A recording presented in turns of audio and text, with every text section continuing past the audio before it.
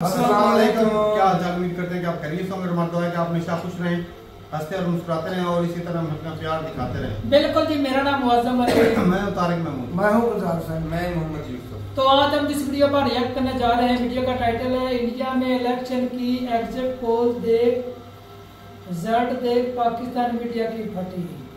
तो देखते हैं भाई वीडियो और अपना रिवेल कर देंगे। कॉर्नर करते हैं 3 2 1 वीडियो स्टार्ट।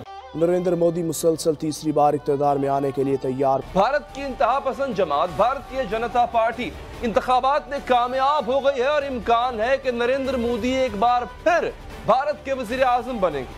4 जून के बाद न उनकी हैसियत होगी न उनका हौसला होगा। तौबा इस्तग़फ़ार, तौबा तौबा तौबा।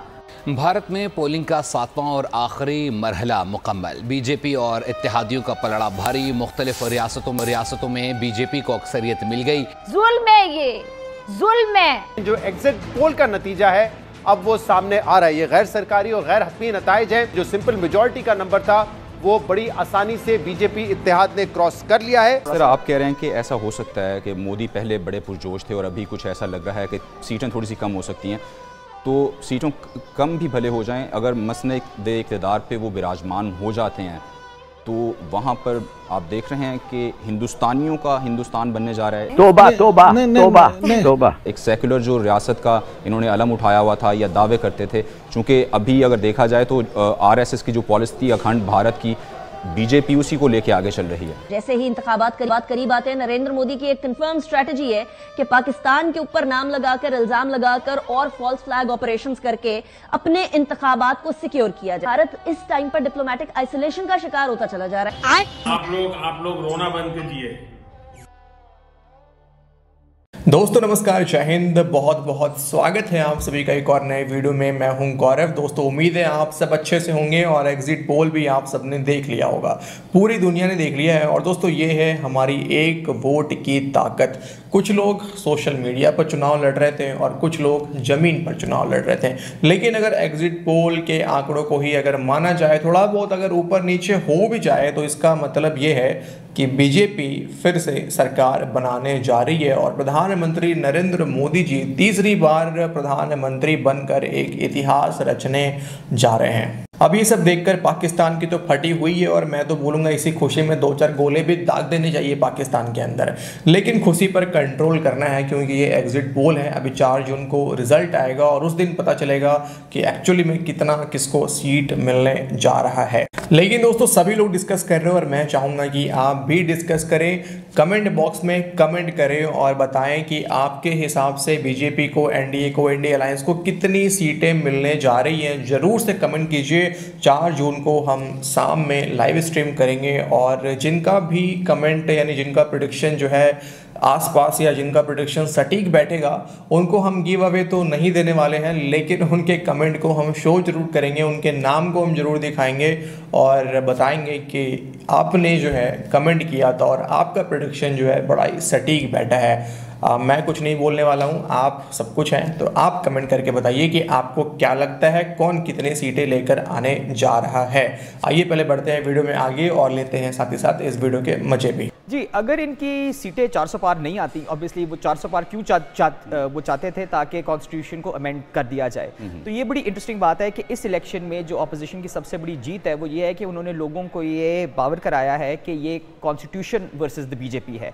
अगर वो इंडिया के सेकुलर कॉन्स्टिट्यूशन को चेंज करना चाहते हैं तो फिर वो बीजेपी को सपोर्ट करें, वरना इंडिया की कॉन्स्टिट्यूशन को बचाने का ये इलेक्शन है। और बीजेपी का तो पूरा ये प्लान था कि उसको इवेंचुअली चेंज किया जाए। अब अगर इनकी सीटें ही नहीं इतनी आती तो ये कहाँ तक उसमें कामयाब होंगे। काफ़ी और भी तरीके हैं, मतलब इनका सुप्रीम कोर्ट का कैप्चर बहुत ज़्यादा हद तक है, आर्म फोर्सेस पे बहुत ज़्यादा कंट्रोल है। तो शायद चीज़ें बेहतर ना हो, मगर ये है कि जो ड्रामेटिक चेंज आना था वो शायद ना हो सके। अभी रिसेंटली आपने मोदी का एक बयान सुना होगा, वो अपने आप को अननेचुरल बर्थ पे ले आए हैं। वो कह रहे हैं वो भगवान का अवतार हैं। एक्यूरेट नंबर्स ना भी हो, लेकिन वो नंबर्स जो बड़े मीडिया ग्रुप्स हैं वो उनके नंबर्स करीब करीब ज़रूर होते हैं। ये एग्जिट पोल्स के ऊपर तनकीद भी होती है, लेकिन उनके एग्जिट पोल्स जो हैं फिर वो चैनल्स जो हैं वो बात करते हैं कि जो हम कितना करीब थे, देखिए हम कितने मार्जिन से, ये एक्यूरेट भी बैठ गए जो प्रेडिक्शन।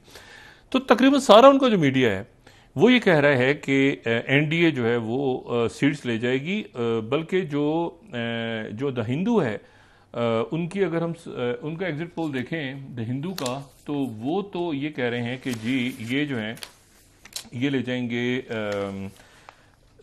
353 से लेके 329 तक एनडीए सीट्स ले जाएगी। ऑलमोस्ट इतनी सीटें उनकी पहले थी, 303 मेरा ख्याल है उनकी थी और बाकी उनके अलायंस की थी।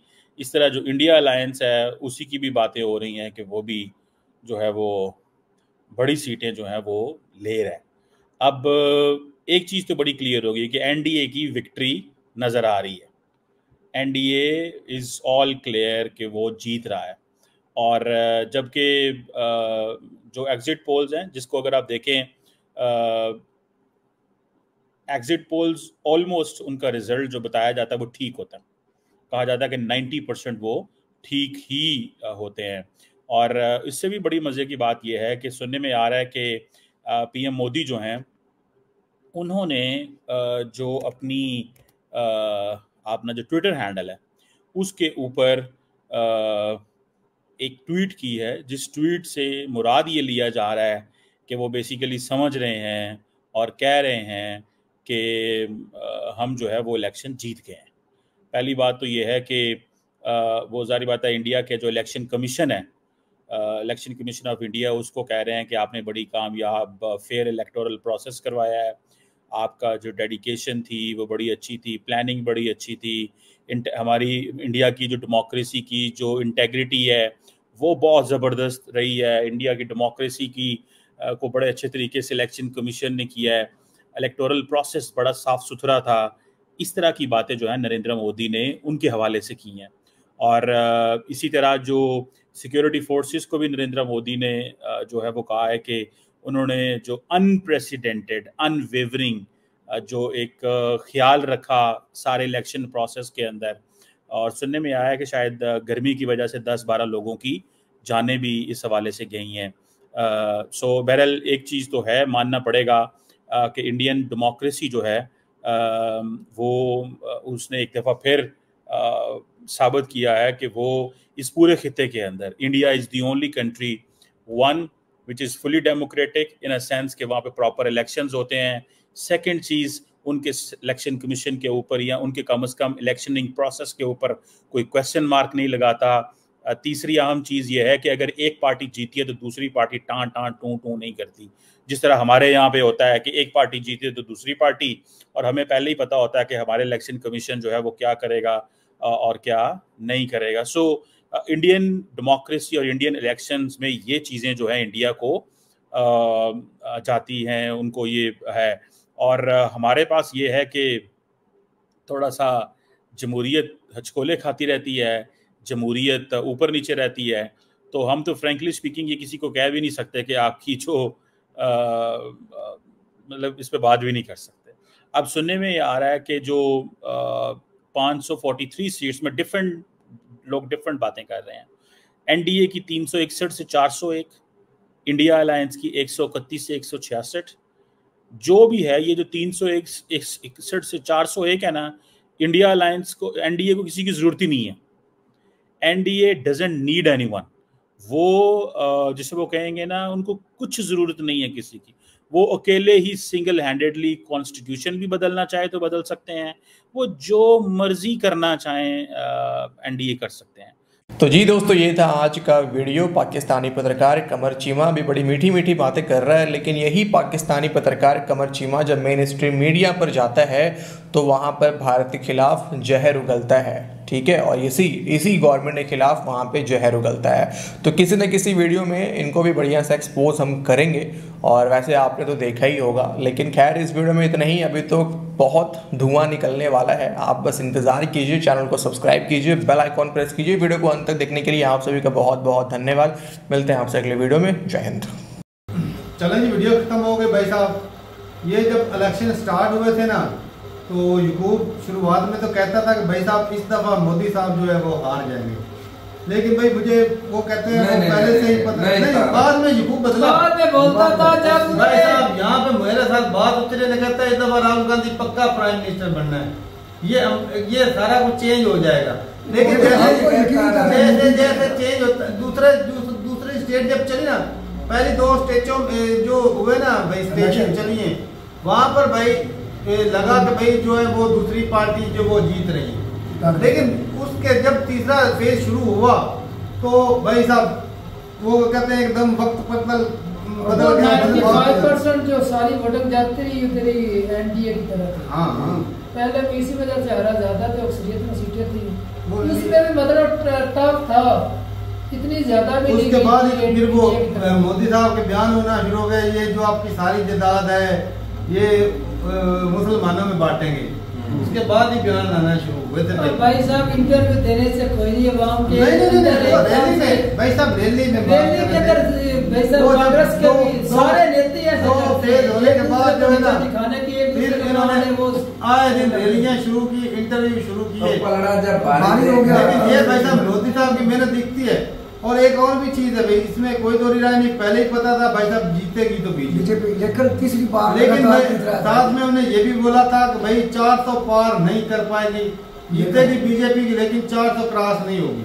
लेकिन जो ये आंकड़ा देखने को मिला है यहाँ पे तो भाई साहब तकरीबन हो जाएगा 360-70 के करीब जो है वो सीटें थी।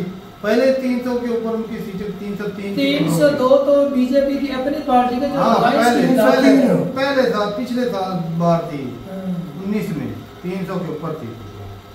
तो हुकूमत तो भाई साहब वैसे भी उनकी बन गई है, लेकिन ये है कि वो बाकी खास तरह और भी जो आजाद उम्मीदवार कहीं खड़े होते हैं उनको 30-32-400 पार के ऊपर तो जा रहे हैं। अगर उनको मिला लेंगे कहीं आजाद उम्मीदवार खड़े मिलेंगे भाई साहब, जो मेजोरिटी में अगर आजाद ने उधर ही जाना है।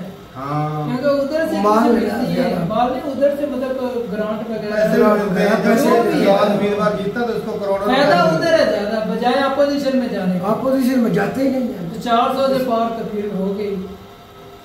ने बताया 400 पार। चलो देखते हैं कौन सा ज्यादा टाइम रह गया भाई। ये आज 2 हो गए, 3 और 4 बस दिन तो रह गए 2। और जब पीएम मोदी भाई साहब वो कहते हैं वो क्या तीसरी बार फैसला होना है, या फिर वो जो वो क्या करते हैं उसको वो कसम उठाते हैं जब वो कि मैं शपथ लेते हैं किसी वो वाले। तो ठीक है बताइएगा, लेकिन भाई पता था ये कि भाई आए भी तो बीजेपी। और मैं तो देख रहा था भाई पाकिस्तान के मीडिया के में 2-4 गोले पाकिस्तान को मारने हैं भाई, हमारे पास हैं गोले यार, पहले ही गोले बजूले ऐसे ही मारने हम अपने मार लेंगे। आज फूटते रहे हमको जरूरत ही नहीं है भाई। नहीं, और एक बात है, आप तो मोहब्बत बांटने वाली कौम है, क्यों पीसफुल वाला काम तो हमें शोभा देता है।